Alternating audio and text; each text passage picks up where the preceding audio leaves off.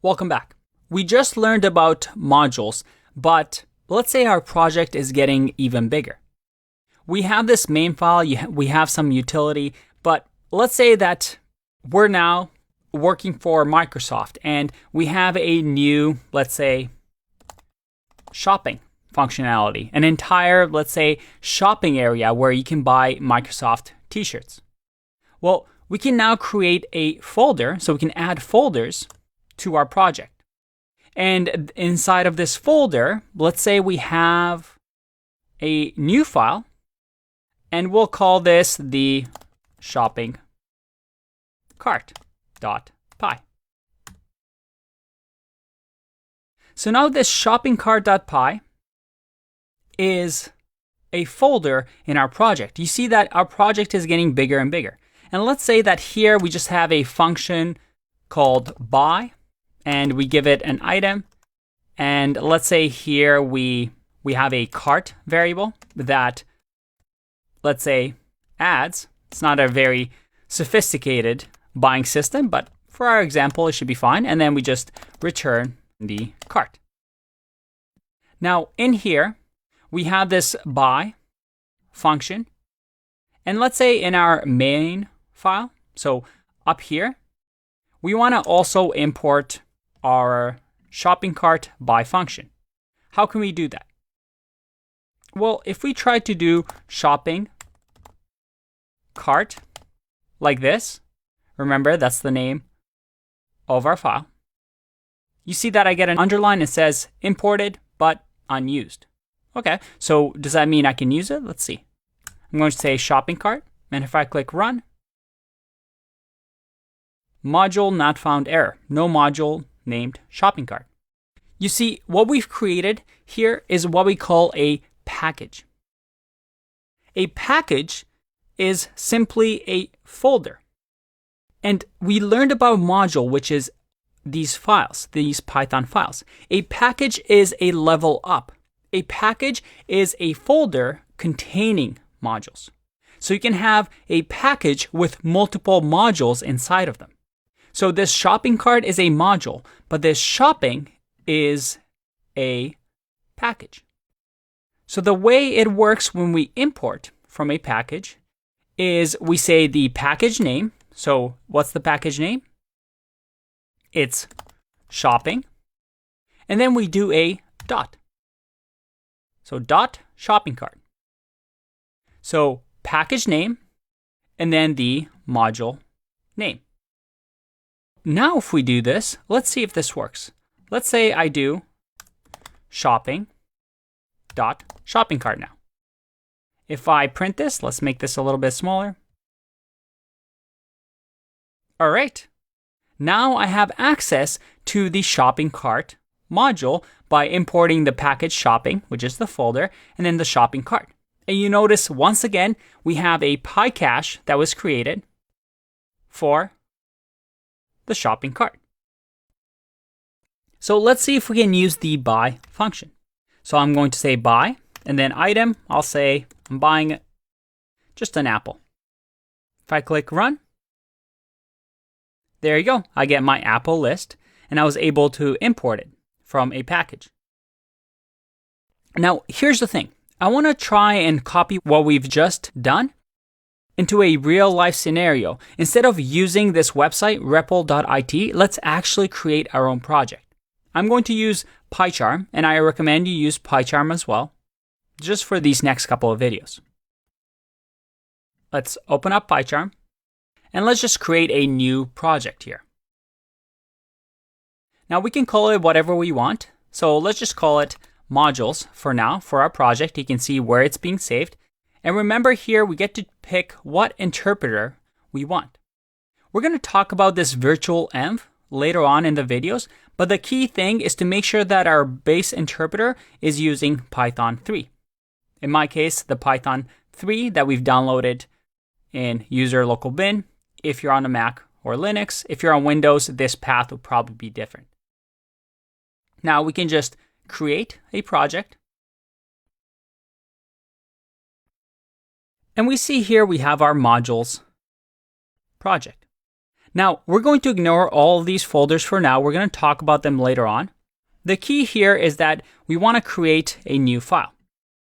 I'm going to just right-click here and say New Python file. And we can just call it, let's say, main.py. And notice here that I created in a folder called venv. We'll get back to that shortly. Now let's make this a little bit bigger so we can see. And we're going to copy whatever we've just done here. So I'm going to copy the main file like this. Oh, that did not copy. Let's try that again. Like that. And then we're also going to create a few more files. So we'll create a folder. So in here, I'm just going to say right-click, say New. And right away, you see that it says Python package. I'm going to click on Python package, or I can create a directory if I want as well. And when I click here, let's name the package like we've done here as shopping. All right, we get our shopping folder. And in here, let's right-click, say New file, and we'll call this the shopping cart.py. So shopping cart.py. And then finally, we'll add our utility file. I know we're doing a lot, but hey, I'm trying to prove a point here. Trust me, this is going to be important. So utility.py. There we go. So we have the same setup that we have here. Let me copy this over as well. All right. And we copy. Let's make this bigger like that. All right. So we have our files just like we have in our REPL, except this time we're actually using an IDE. Now, the reason I wanted to transfer over to the IDE is that there's an extra file here that we didn't see in the REPL. And the REPL actually hides this away from us. You see this underscore init.py file? And it's completely empty. There's nothing in here. One of the rules of a package, of a Python package, is that on the root of this package, you have to have an underscore init __.py. Now, why is that? Well, because the interpreter is going to read this and say, oh, this is a Python package. Remember how when I right-clicked here, I said New, and then I had an option of a directory or a Python package? By clicking Python package, it automatically added this init for us. So although here everything worked without a init, this is just something that REPL hides underneath the hood. Anytime you want to create a package, you'll see that we need to have an init file. And it can just be completely empty. Now, the beauty here with PyCharm is that it does it for you, which is really, really nice.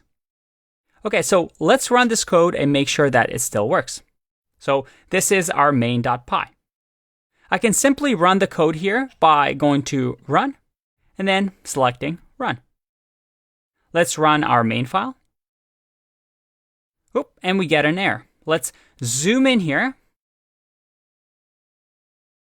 And we see that module shopping.shoppingcart has no attribute by. And that is because we did not import the by function here. So let's do that. Let's go to shopping cart, by. Make sure I copy that.